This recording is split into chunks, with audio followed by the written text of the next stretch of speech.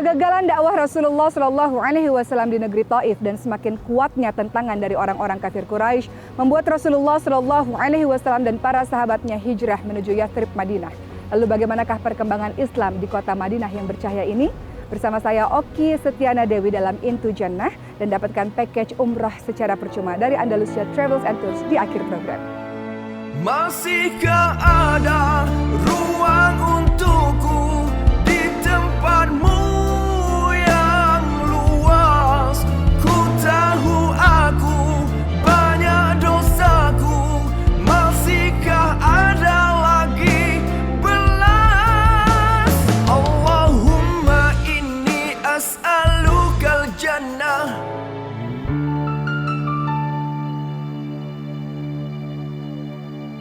Madinah, disinilah saya berada. Seperti yang kita ketahui, Rasulullah Shallallahu Alaihi Wasallam diminta oleh Allah Subhanahu Wa Taala menyebarkan Islam kepada seluruh manusia, dimulai dari Mekah menuju ke Madinah hingga dilanjutkan perjuangan dakwah ini oleh para sahabat dan generasi setelahnya hingga Islam menyebar ke seluruh pelosok dunia. Dimulai dengan perjanjian Aqobah atau Baiat Aqobah yang pertama, di mana 12 orang Madinah pergi menuju ke kota Mekah di Bukit Aqobah berjumpa dengan Rasulullah dan menyatakan keislamannya. Rasul kemudian mengutus salah seorang sahabat bernama Mus'ab bin Umair radhiyallahu anhu untuk pergi ke kota Madinah dan berdakwah bagi orang-orang Madinah. Maka setelah itu secara berperingkat sahabat Rasulullah Shallallahu Alaihi Wasallam pun mulai berhijrah ke Madinah. Maka tinggallah Rasulullah, Abu Bakar As-Siddiq dan Ali bin Abi Thalib yang berada di kota Mekah, dan Jibril mengatakan bahwa orang-orang kafir Quraisy akan membunuh Rasulullah Shallallahu Alaihi Wasallam. Rasul meminta Ali bin Abi Thalib untuk tidur di atas tempat tidurnya. Sementara pada masa itu banyak orang-orang kafir Quraisy sudah mengepung rumah Rasulullah Shallallahu Alaihi Wasallam dengan pedang dan hendak membunuh Rasulullah. Rasul keluar dari rumah, menaburkan pasir di atas kepala mereka sehingga mereka tidak bisa melihat kepergian Rasulullah Shallallahu Alaihi Wasallam. Rasul bersama Abu Bakar As-Siddiq pun pergi ke Gua Thur. Selama 3 hari mereka tinggal di sana untuk menghindari kejaran dari orang-orang kafir Quraisy.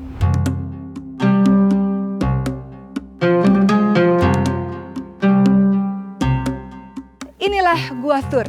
Disinilah Rasulullah Shallallahu Alaihi Wasallam bersama Abu Bakar pada saat itu sampai di pintu Gua Thur. Lalu Abu Bakar As-Siddiq radhiyallahu anhu mengatakan kepada Rasulullah Shallallahu Alaihi Wasallam, "Wahai Rasul, izinkan aku terlebih dahulu yang memasukinya, agar kalau terjadi bahaya akan terkena kepadaku terlebih dahulu. Kalau aku yang mati, maka yang menangis hanyalah istri dan anak-anakku saja. Namun kalau engkau yang mati, maka seluruh alam pun akan menangis." Lalu apa yang terjadi kemudian? Abu Bakar As-Siddiq radhiyallahu anhu merasa sangat-sangat ketakutan ketika orang-orang kafir Quraisy sudah hendak mendekati gua tersebut. Maka Rasulullah Shallallahu Alaihi Wasallam pun mengatakan kepada Abu Bakar, "Wahai sahabatku, la tahzan, innallaha ma'ana." Jangan bersedih, sesungguhnya Allah bersama dengan kita.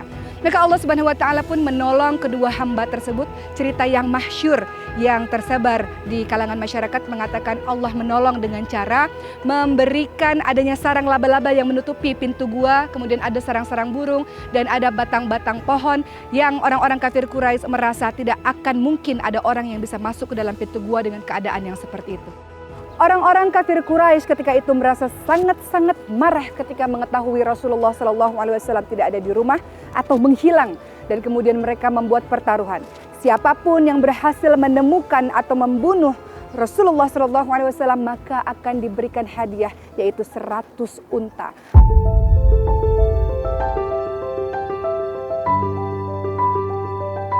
Rasulullah Shallallahu Alaihi Wasallam melanjutkan perjalanan dengan sahabatnya Abu Bakar As-Siddiq radhiyallahu anhu dan berhenti di sebuah perkampungan yang disebut dengan perkampungan Quba, 5 km sebelah tenggara dari Madinah.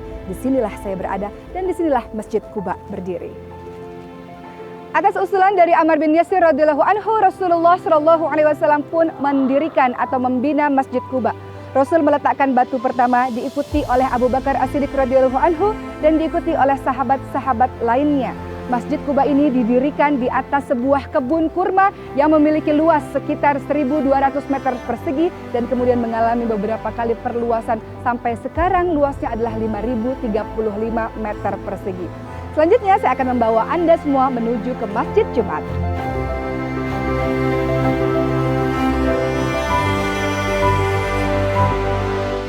Setelah membina atau membangun Masjid Quba bersama para sahabatnya, Rasulullah Shallallahu Alaihi Wasallam melanjutkan perjalanan menuju Yathrib, Madinah. Namun pada hari itu memasuki hari Jumat dan di waktu duhur, Rasulullah SAW berhenti di sebuah perkampungan bernama perkampungan Bani Sulaim. Disinilah Rasulullah SAW pertama kali mendirikan salat Jumat dan mengimami sekitar 100 orang jemaah. Kemudian di tempat ini dibinalah sebuah masjid yang disebut sebagai Masjid Jumat untuk mengenang peristiwa tersebut.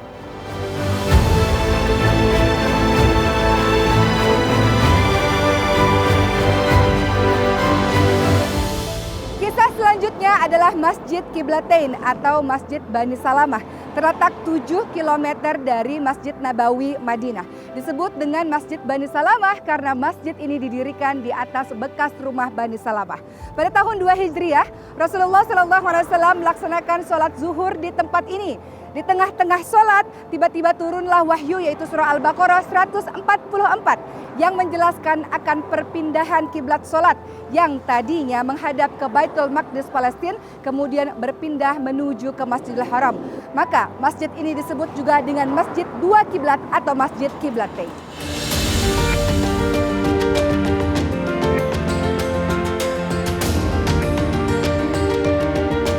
Sahabat yang dirahmati oleh Allah Subhanahu wa taala, di belakang saya terdapat Masjid Khandaq. Masjid ini dibangun untuk mengenang peristiwa perang Khandaq yang terjadi pada tahun 5 Hijriah. Pada saat itu, orang-orang Yahudi merasa tidak senang kepada Rasulullah SAW karena Rasul menempatkan mereka di luar Madinah. Mereka kemudian bertemu dengan orang-orang kafir Quraisy, kemudian bergabung bersekutu untuk menyerang Rasulullah SAW. Oleh karena itu, perang Khandaq disebut juga sebagai perang Ahzab, perang bersekutu, perang gabungan. Jumlah mereka adalah 10.000 orang dan menyerang pasukan muslim yang berjumlah 3.000 orang saja. Kemudian salah seorang sahabat Nabi bernama Salman Al-Farisi radhiyallahu anhu memberikan usulan kepada Rasulullah SAW untuk menggali parit di sekeliling kota Madinah. Strategi perang seperti ini pernah dilakukan oleh Salman Al-Farisi dan kaumnya ketika mereka berada di Persia atau Parsi. Kemudian mulailah Rasulullah dan para sahabat menggali parit dan musuh tidak dapat memasuki kota Madinah. Ada beberapa kuda yang mencoba masuk ke dalam parit tersebut dan kemudian dibunuh oleh Ali bin Abi Thalib radhiyallahu anhu. Maka nama Salman Al-Farisi radhiyallahu anhu pun menjadi sangat harum di antara para sahabat karena dengan usulannya umat Islam berhasil memenangkan perang Khandaq dengan melawan 10.000 gabungan dari orang-orang kafir Quraisy dan juga orang-orang Yahudi.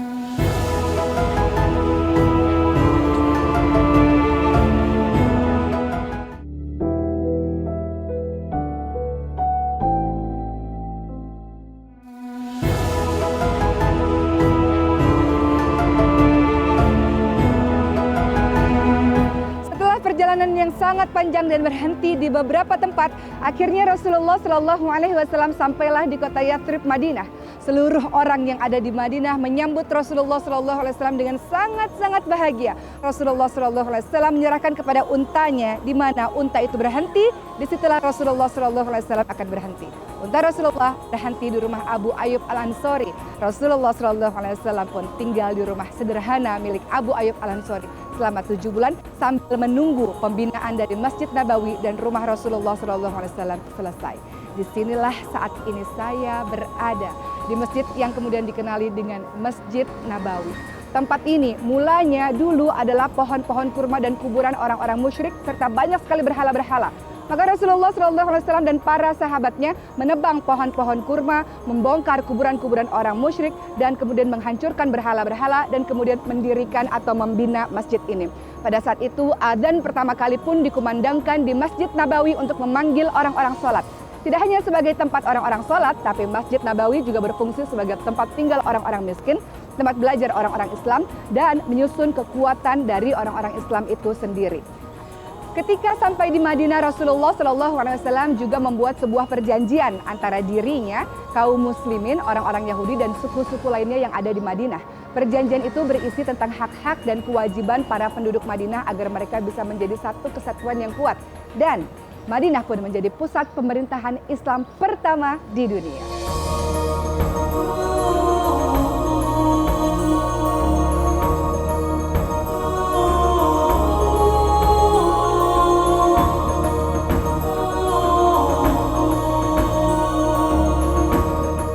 Ada beberapa hal yang menarik, fakta-fakta yang terdapat dalam Masjid Nabawi, di antaranya Masjid Nabawi memiliki sekitar 100 pintu.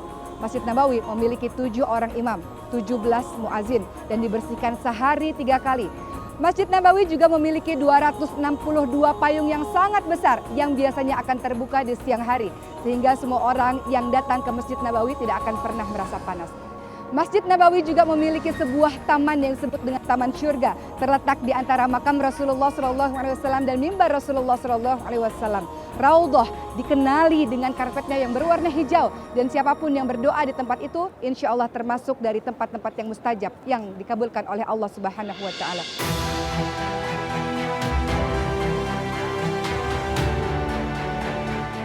Sahabat yang dirahmati oleh Allah Subhanahu wa Ta'ala, Rasulullah Shallallahu Alaihi Wasallam berdakwah menyebarkan ajaran agama Islam selama 13 tahun di Mekah dan tidak diterima dengan baik oleh orang-orang kafir Quraisy. Mereka melakukan berbagai macam penyiksaan bagi kaum muslimin. Oleh karena itu Rasulullah SAW pun pada akhirnya berhijrah ke kota Yathrib ataupun Madinah. Selama penyiksaan yang dilakukan oleh orang-orang kafir Quraisy, pasukan muslim sama sekali tidak melawan atau tidak melakukan peperangan. Mereka hadapi semuanya dengan sabar. Namun ketika ada perintah dari Allah Subhanahu wa Ta'ala untuk melakukan peperangan, pada tahun 2 Hijriah terjadilah sebuah perang besar yang dikenal dengan nama Perang Badar. Pada saat itu, umat Islam hanya berjumlah 314 saja.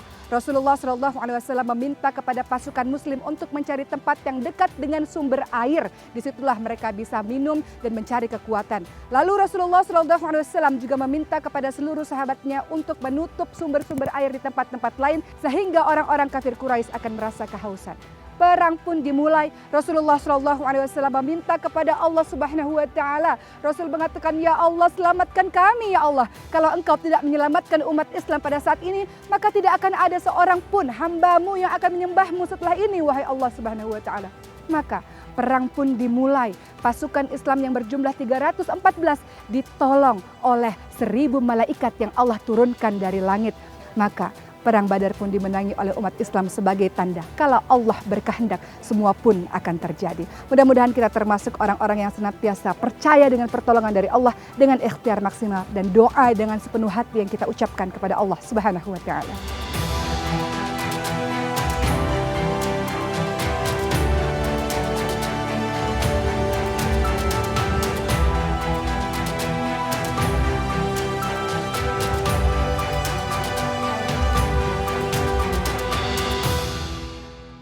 Uhud, disinilah saya berada.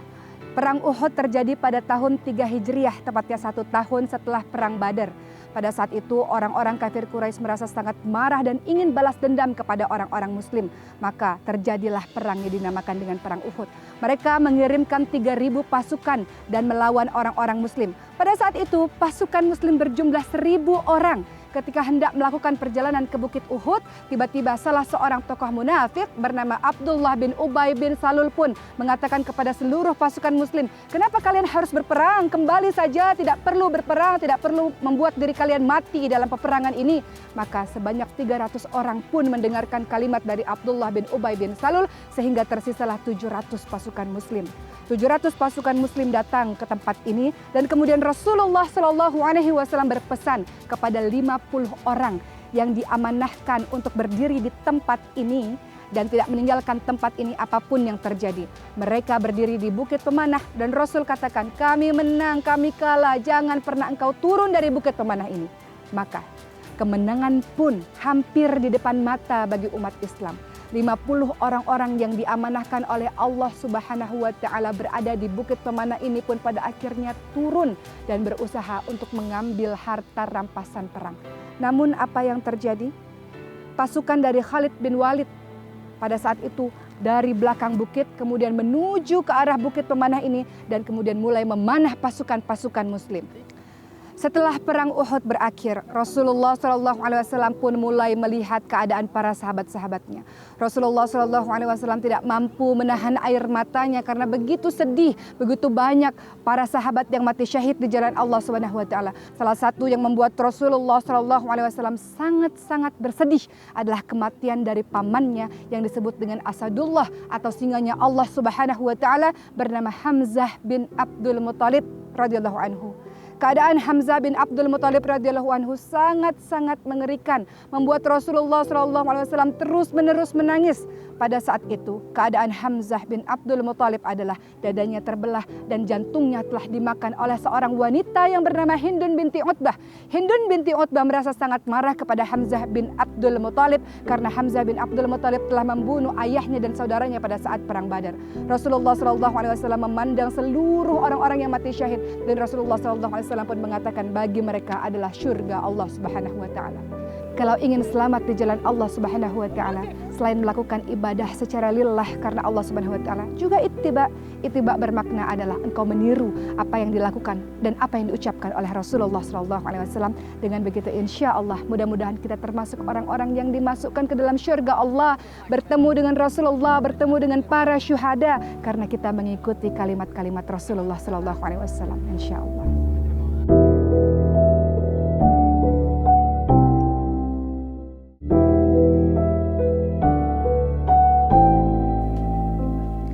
Sahabat yang saya cintai, di belakang saya adalah pemakaman bagi 70 syuhada Uhud, sahabat Rasulullah SAW yang mati syahid dalam perang Uhud.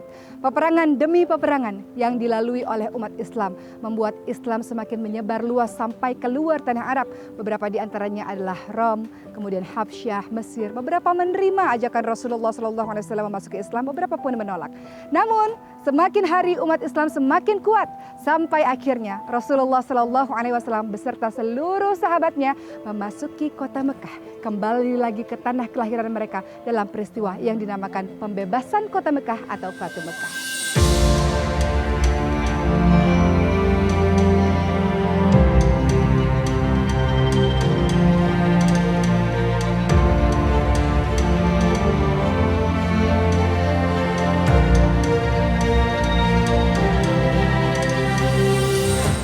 Sahabat yang dirahmati oleh Allah Subhanahu wa taala, sekarang saya sudah berada di Hudaybiyah.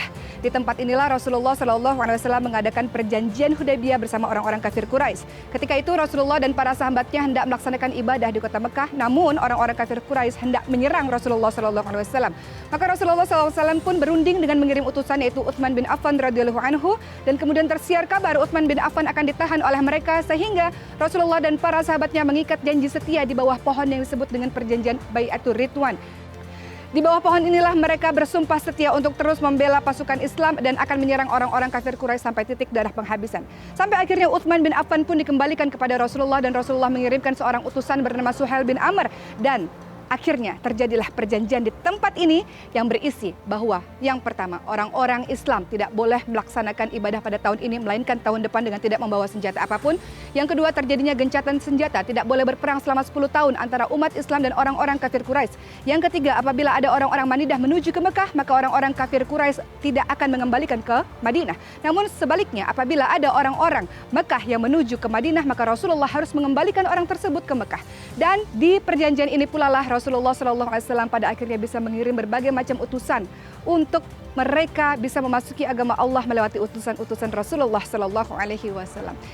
Dan teman-teman sekalian, perjanjian ini ternyata dilanggar oleh orang-orang kafir Quraisy. Bani Bakar yang merupakan sekutu orang-orang Quraisy menyerang Bani Khuza'ah yang merupakan sekutu dari pasukan Islam. Dengan terjadinya pelanggaran ini, maka Rasulullah SAW bersama 10.000 pasukannya menuju ke kota Mekah untuk membebaskan kota Mekah. Inilah Hudaybiyah, perjanjian yang sangat-sangat penting menjadi pintu pembuka umat Islam untuk memasuki kota Mekah.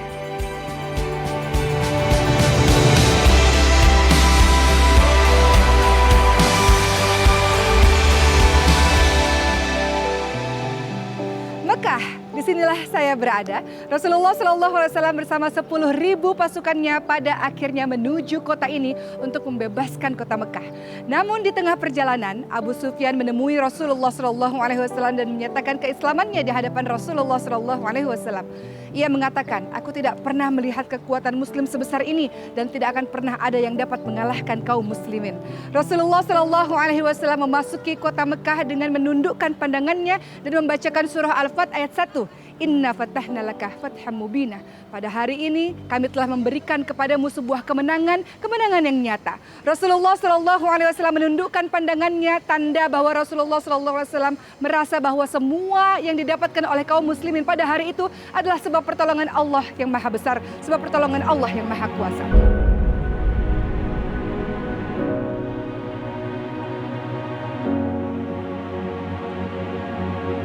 Sahabat yang dimuliakan oleh Allah Subhanahu wa taala, pada tahun 10 Hijriah, Rasulullah sallallahu alaihi wasallam melaksanakan haji wada atau haji perpisahan. Beliau berpesan kepada seluruh sahabatnya untuk senantiasa menjaga Al-Quran dan hadis kalau tidak ingin tersesat selama-lamanya.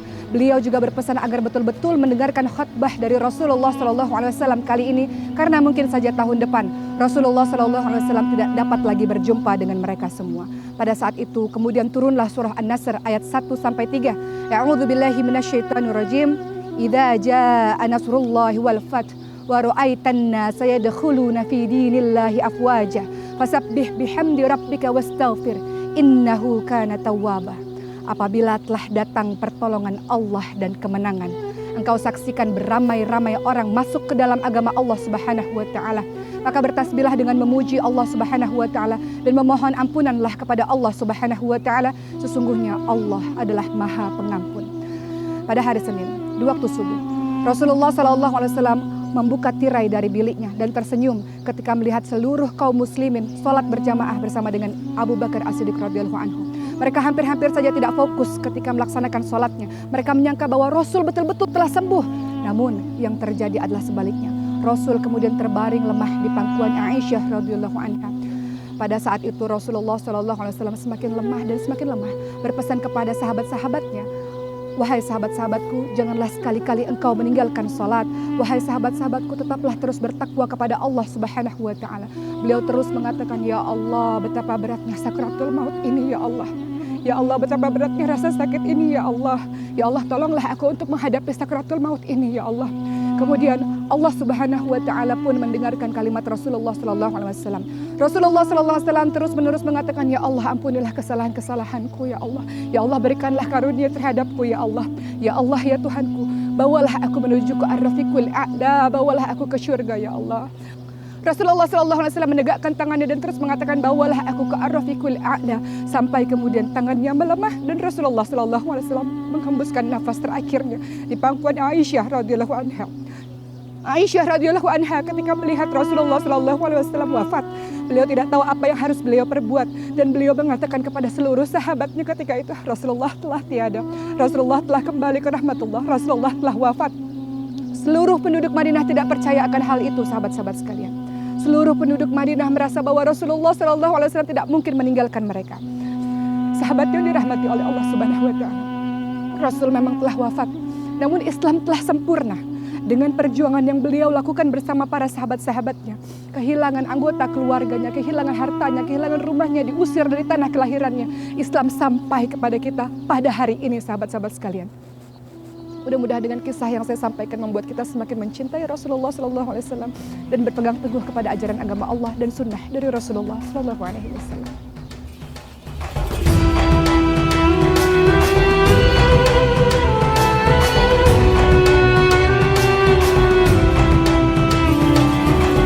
Alhamdulillahirrabbilalamin, sampailah kita di akhir program. Saya berharap seluruh sahabat semua dapat menuju ke Madinah Al-Munawwarah ini, dan Anda semua berpeluang untuk mendapatkan package umrah dari Andalusia Travels and Tours dengan menjawab soalan dari saya. Soalannya adalah, perang apakah yang terjadi pada tahun 3 Hijriah yang pada masa itu 50 pasukan pemanah tidak mau mendengar kalimat dari Rasulullah SAW sehingga perang tersebut dimenangkan oleh orang-orang kafir Quraisy.